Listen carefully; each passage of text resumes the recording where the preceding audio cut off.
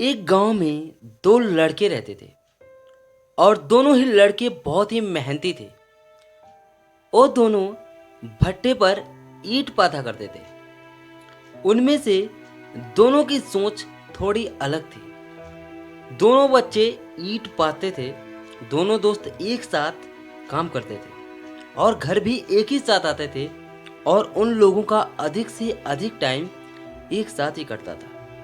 तो एक दिन क्या होता है, दोनों दोस्त काम पर जाते हैं और दोनों ईंट पाते हैं। तभी उन लोगों की नज़र पड़ती है एक भट्ठा मुंशी जो होता है उस पर। वो देखते हैं कि वो चुपचाप बैठे रहता है और लोगों की जो भी ईंट ढोते हैं उनकी काउंटिंग करता है और अच्छी खासी पगार लेता है। तो उनमें से एक दोस्त का दिमाग में आया, ये काम तो मैं भी कर सकता हूँ, तो मैं इतनी गधों वाला काम क्यों कर रहा हूँ, तो मुझे भी वही काम करना चाहिए।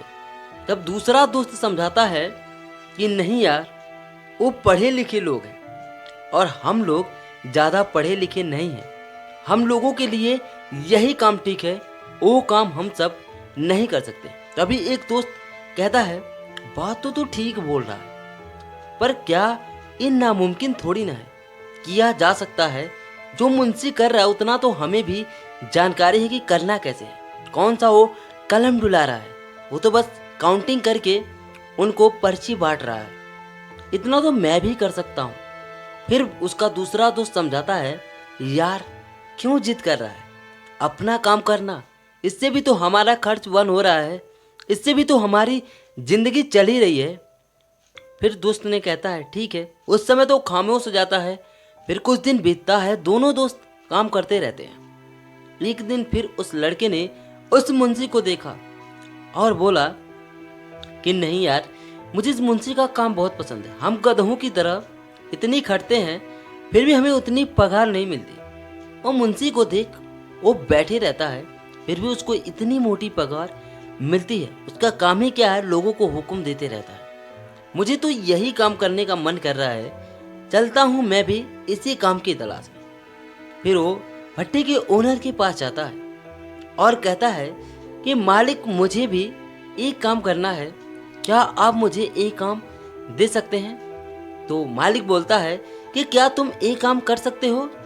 तो वो बोलता है कि जी मालिक। तो बोलता है भट्ठा मालिक कि अभी मेरे पास तो अभी कोई ज़रूरत नहीं है, पर हाँ अगर कभी ज़रूरत पड़ी तो तुमको मैं याद ज़रूर करूँगा। फिर क्या करता है, वो उसका दोस्त वापस चला आता है और उसका जो दूसरा दोस्त होता है वो उस पर हंसने लगता है। कहता है, मैं पहले ही तेरे को बोला था कि ये हम लोगों के लिए नहीं है, ये उन्हीं जैसे लोगों के लिए है, लेकिन तूने मेरी बात नहीं मानी। उसका दोस्त कहता है, क्या हुआ यार, अभी उनके पास जगह नहीं है, जब जगह होगी तो वो मुझे लगा लेंगे।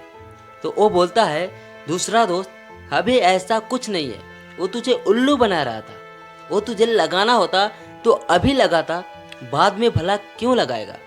फिर वो दोस्त कहता है, चल जो भी हो देखते हैं, काम कर। ऐसे ही काम होता है।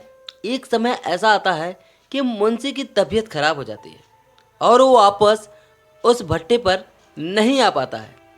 तो अब ऐसे में जो भट्टे का ओनर होता है उसको एक मुंशी की ज़रूरत होती है। करंट में काम पीक पर होता है तो तत्काल में उसे कोई मुंशी मिल नहीं रही होता है।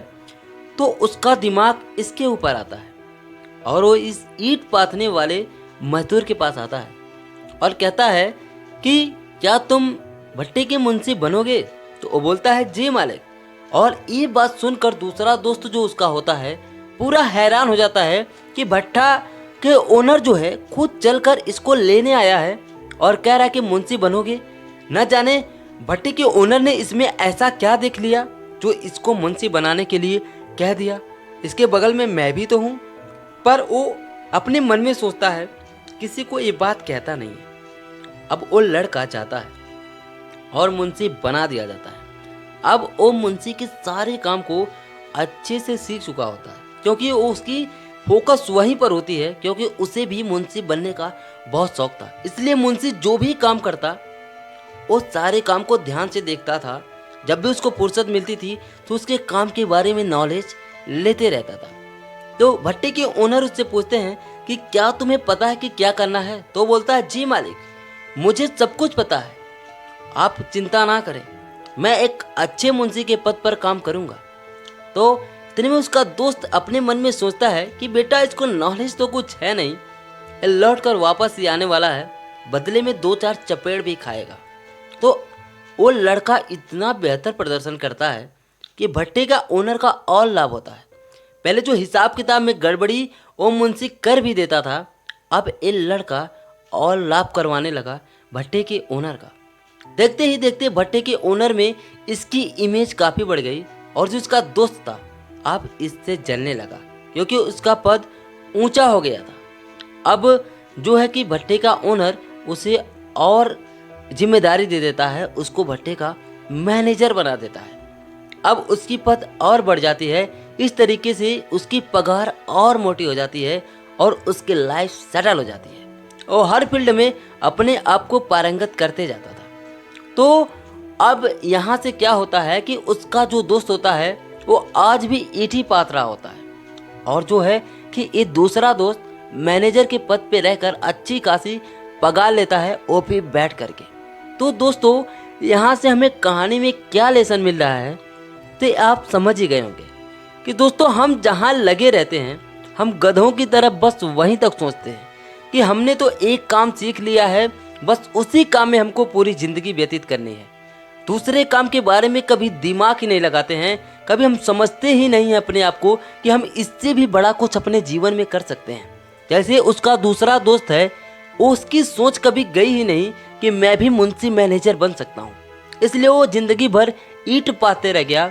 जबकि उस बंदे ने, उसका जो दूसरा दोस्त था, उसने अपने दिमाग को लगाया और उसने हिम्मत करी, उस भट्टे के ओनर को जाकर बोला। तत्काल में नहीं उसको रिजल्ट मिला लेकिन अपॉर्चुनिटी उसके पास भाग कर आई। तो दोस्तों ये होता है कि आप जहाँ भी काम कर रहे हैं गधों की तरह मत करिए, अपने लाइफ को चेंज करिए। ये नहीं कि आप जो आज काम कर रहे हैं वही आपका जीवन हो गया, आप दूसरे फील्ड में भी मचा सकते हैं। बस आपके पास सोच होना चाहिए और सीखने की क्यूरियोसिटी होनी चाहिए, इच्छा होनी चाहिए, जिज्ञासा होनी चाहिए। जैसे उस लड़के के पास था, वो ईंट पाथते पाथते भी जो है कि मुंशी का काम सीख चुका था क्योंकि उससे वो इतना प्यारा था, उसे भी वो बनना था। इसलिए वो जब भी टाइम पाता उस मुंशी की हरकतों को देखते रहता कि एक काम कैसे करता है।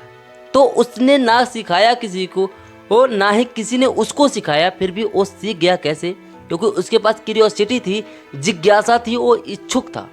तो आप भी अपनी ज़िंदगी में उसी दूसरे लड़के की तरह बनिए, ना कि पहले लड़के की तरह गधा बनिए। उस दूसरे लड़के की तरह सोच हाई लेवल की रखिए और आप अपने कंफर्ट जोन में, आप जहाँ हो वहाँ से बेहतर आप क्या कर सकते हो, इसको आप सोचने की कोशिश करिए। रास्ता जरूर मिलता है। ये ब्रह्मांड में हम जो भी एनर्जी भेजते हैं वो वापस हमें लौट कर मिलती है। इसलिए सोच हमेशा सकारात्मक रखिए, आप एक दिन जरूर साकार होंगे, आपका जीवन भी एक दिन साकार होगा। अपने लक्ष्य में इस तरीके का अगर सोच आप लाते हैं अपने जीवन में तो बहुत कुछ उखाड़ेंगे, मैं एक गारंटी देता हूँ। तो उम्मीद करते हैं कि एक कहानी आपको कुछ सिखाई होगी। अगर वीडियो से आपको जरा सा भी लगा हो कि मैंने आपको कुछ समझा पाया, कुछ सिखा पाया, तो कमेंट में अपनी राय जरूर देना और चैनल को सब्सक्राइब जरूर कर लेना। क्योंकि अगर आप बेरोजगार हो या ज़िंदगी में किसी भी प्रॉब्लम से जूझ रहे हो तो ये प्लेटफॉर्म आप ही के लिए बना है। आपकी हर चीज़, हर दुख दर्द दूर होगा यहाँ से। तो मिलते हैं अगली वीडियो में। वीडियो को मिस मत करना और भी फाड़ो वीडियो पड़ी हुई है, चैनल पर जाकर विजिट कर लो। एक भी वीडियो हल्के में नहीं है, आप छोड़ नहीं पाओगे। उसको शुरू करोगे तो लास्ट तक देख कर ही जाओगे। काफ़ी यूनिक और सटीक वीडियो है, एकदम बिल्कुल बारीकी से सोच कर बनाया गया है। सो चैनल को सब्सक्राइब जरूर करना। Wish you all the very best. मैं विजय, इजी विजय से आपके सपनों को सपोर्ट करता हूँ।